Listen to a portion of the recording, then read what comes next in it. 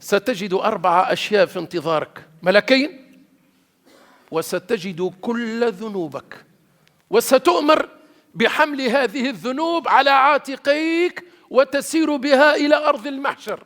يا رب سلم، يا رب استرنا ولا تفضحنا، اللهم يسر أمورنا واجعلنا من عبادك الفائزين يا رب العالمين.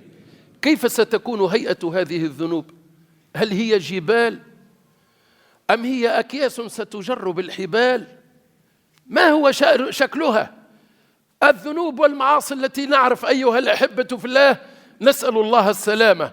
وسنجد أيضا في انتظارنا كل الغلول. قال رب جل وعلا: ومن يغلل يأتي بما غل يوم القيامة.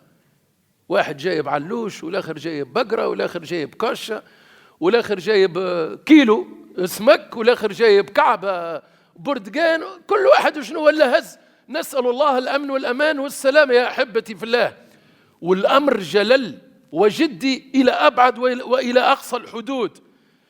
يا الله، فتخففوا من الذنوب اليوم قبل أن يصير حساب ولا سؤال ولا عمل.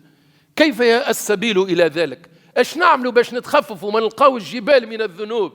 طبعا ما يكفر الذنوب في الدنيا التوبة والاستغفار وذكر الله والصلاة على النبي صلى الله عليه وسلم والصيام والزكاة والحج والعمرة وبر الوالدين والخلق الحسن والأمر بالمعروف ودل الطريق وفعل الصالحات وإغاثة الملهوف والسعي على العيال. كل ذلك يكفر.